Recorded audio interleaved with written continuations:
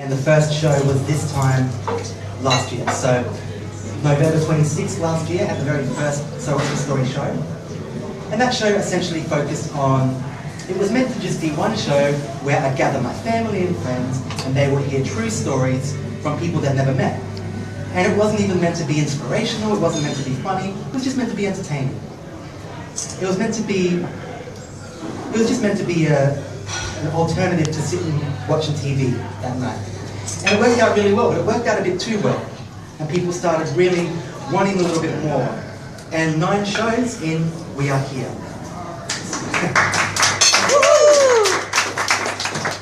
Thank you.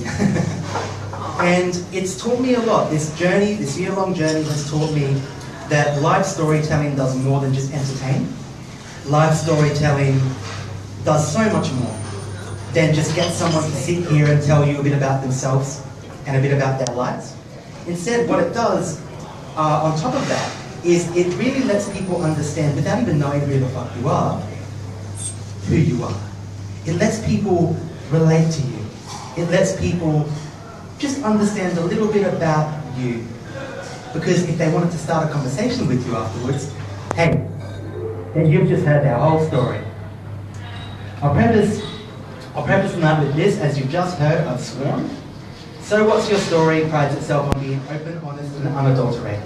That means it's not PG, that means it's not PC, and you're going to hear a lot of things that, if you are offended by swearing, you probably should go home. And if you're offended by themes that you would usually shy away from hearing or seeing, you should probably take a breather when you hear those things. So there's a smoking area out there. If you hear something that you're not comfortable with, by all means, go crazy. Not literally. And before I start my story, because I'm actually going out first tonight, before I start that, I want to essentially thank everyone for coming. I want to thank you all. This is the smallest attendance we've had, and I couldn't be happier about that, because the smaller the crowd is, the more intimate the night will be. And the smaller the crowd is, the more easy it will be for people to really get deep within themselves and share details that they will not have wanted to share in the past. Sharing details to 20 people that you never would have shared to your parents or your best friend is a lot easier than sharing details to 70 or 50. And with that, I am going to start my story for the night. A story that I like to call, actually I haven't really thought about it. I'm going to call this story Stopped Moments. And I'll start like this. Have you ever had any stopped moments before?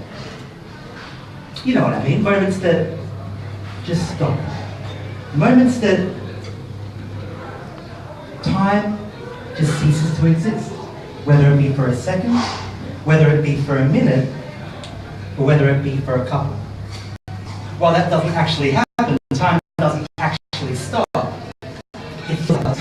You know, sometimes it's like lying on the city bikeway next to the river, looking at the usually disgusting looking, brown, shit looking river, and instead seeing the city and South Bank lights serenading it, while your lover lies on your chest, appreciating your heartbeat, while you both listen to that one song that encompasses that experience. Or like when you're having your last cigarette ever for the 15th time, and you won't be able to have that last cigarette ever and stick with it if it doesn't mean something. It needs to mean something. So you put on that one song that will encompass that experience and that will make it mean something.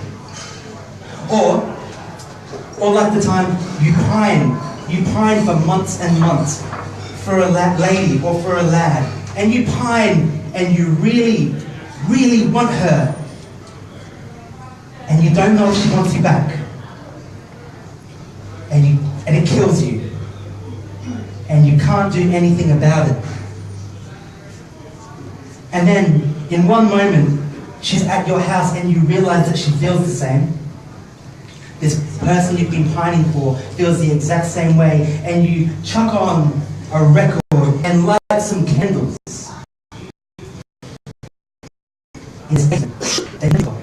And it's essentially abandoned. And you lie there with her on your chest, appreciating your heartbeat, listening to that one song that encompasses the experience you never thought you'd have. You know, stop moments. Moments that stop. Photos that you look at, and you look at them closely because you know that in that moment, that's all that mattered.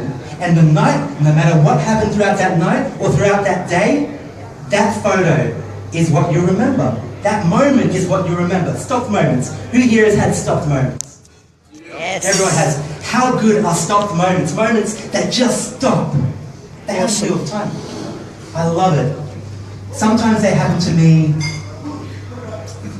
when I don't mean them to. They just naturally occur. And other times, I force them. And this is the story of how they naturally occur and how I can force them. And why that happens and how that's affected who I am today. You see, I've been in 2 really intense relationships. You know, not the relationship that lasts for 6 months and you're like, that was fantastic! No, it was more the relationship that you know is serious. The relationship that goes for 1.5 years, or the relationship that goes for 2 years. A relationship that you know could mean something if it didn't end.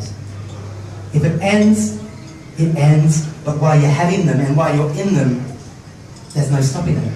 And there's no end in the foreseeable future. And these 2 relationships couldn't have been more different from one another, you see, because the first relationship I loved a little bit too much. Not in a good way though. You know, the bad way, how you love someone a little bit too much. The bad way where you love them so much that you get jealous when that's not actually who you are. Or the way where you love them a bit too much and you get controlling without realizing it because in your head you've masked that as being in love and doing what's actually right, but it's not.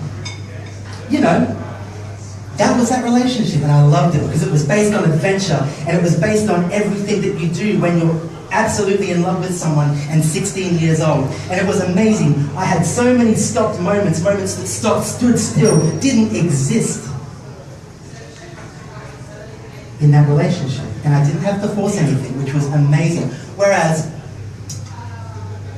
a 1.5 years later, a 1.5 years after that relationship unfortunately ended, I got into another one, and that other one was based on me not loving enough, whereas the first one was based on me loving too much. So it's interesting because if I didn't love her enough, and that relationship, if it was a 1.5 years before, may have worked. Whereas if the relationship where I loved too much happened a 1.5 years later, that could have worked. Isn't it interesting thinking about all of these things that could potentially happen, but what ifs? What if this happened, but it didn't? And that's amazing, and that intrigues me, because what if is such an amazing kind of thing to ask yourself, because one thing happens, but there are millions and millions of things that could.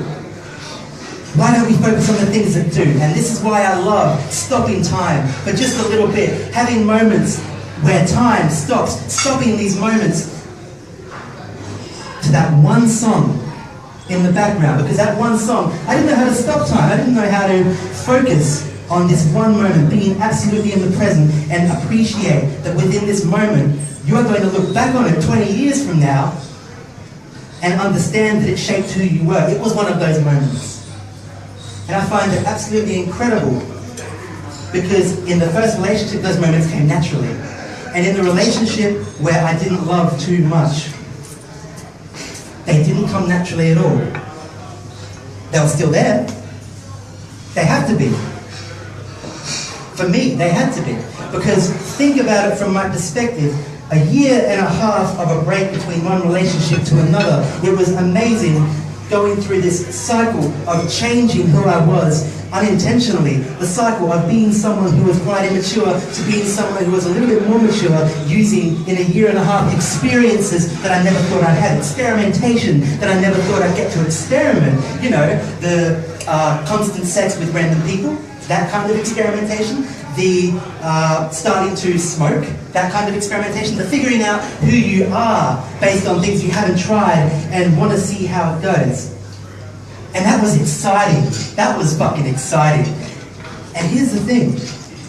The relationship was exciting, but when we broke up and I got to the year and a half where there was nothing but experimentation, it was even more exciting in a different way. And it was even more exciting because somewhere along the line, I found a song that's helped me appreciate the things that any other person would consider mundane. You know, the song where if someone else was to get a kiss from someone they truly, truly loved on the forehead and be told that they are beautiful, that everyone else would go, wow, thank you. But with that song in the background, or at a future date, when you're listening to that song, thinking about it, it means so much more. You know, the ability to make something that's mundane, or even a little bit exciting to a normal person, something of majesty. And that's what that song did. And that's what that song does, actually. And I tell you what, it's not a conventional song because it goes for 7.5 minutes. There's only one chorus that goes for 2.5 of those 7.5 minutes. There isn't actually any English speaking in it. There's actually Icelandic and Hopelandic, which is a language that the lead singer made up, because why the fuck not, apparently. And it was interesting because as I was figuring out that I wasn't a cookie-cutter kind of person that wanted to do a 9-to-5 job, that I was different, that I was someone who wanted to do more with my life, this song comes that is so unconventional to what I usually listen to, and I listen to it, and it takes me to another world, whether that puts me in a happy mood, whether that puts me in a depressed mood, whether that lifts my spirits higher than what I thought it could be lifted. It did that. It put me in every mood I needed to be in. If I was sad, I counted on it to be happy. If I wanted to feel something that I wasn't feeling, I would listen to that song and feel that.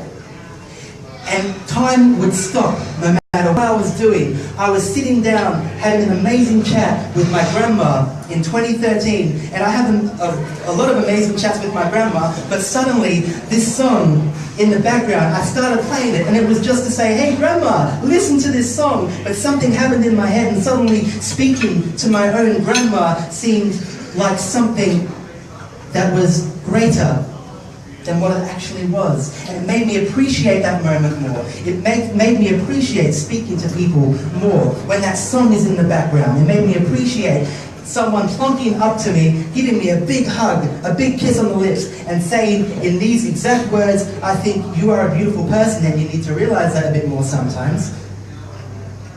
And I would realize it less back then if that song wasn't playing, but the fact that that song was the soundtrack to that moment elevated it. So when I got into the relationship, after that year and a half of going through all of these amazing experiences and having time stopped constantly and consistently for the betterment of my not only mood, but my perception of things around me, I got to the relationship that I didn't love too much. And I didn't love too much in that relationship because I was scared to tell her that I wasn't ready to get to the next level, because the relationship was based on the levels, you know. Sorry, not the levels, the points. It was based on, at this point, we need to get a goldfish. We need a pet. And at this point, we need to move out. And at this point, we have to be talking about engagement. And I wasn't at that point. I was at the point where I wanted the excitement that I'd gotten before that relationship started. So what I'd do is I would feign the excitement. I would stop moments and I would stop time using that song as my aid, because I was bored.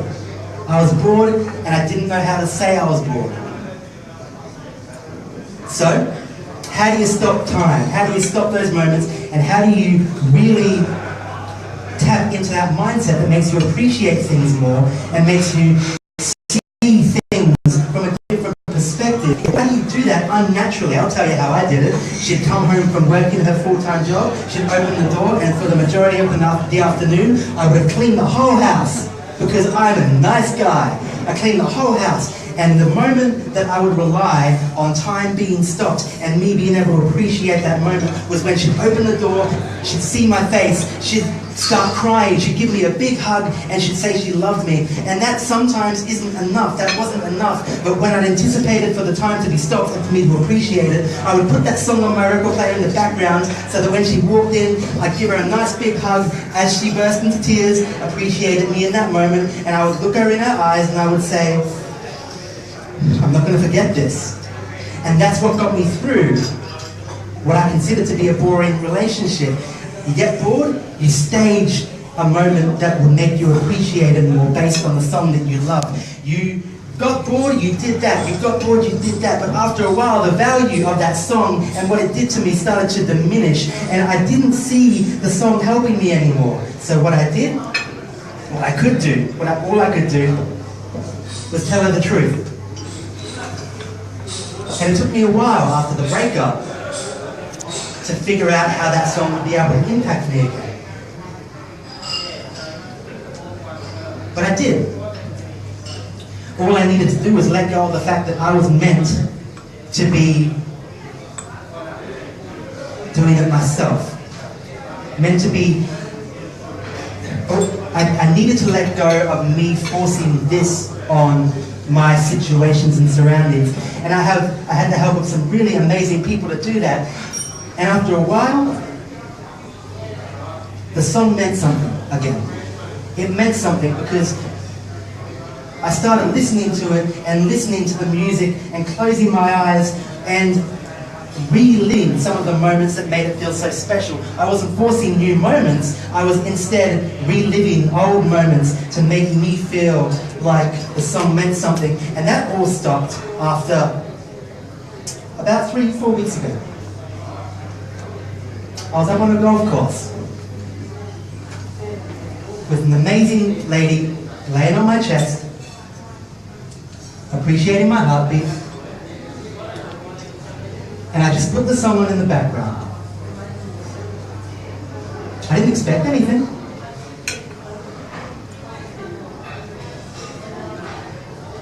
And at the end of the chorus, she sits up, she looks me in the eye, and she says,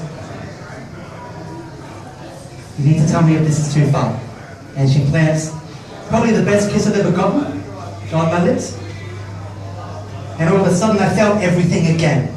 I felt what the song means and how it can make experiences better. But something happened that night. When that happened, in that moment, I appreciated everything the song does for me and has done for me. But I understood for the very first time that that song didn't help, didn't aid the situation. The situation was good enough by itself. Thank you.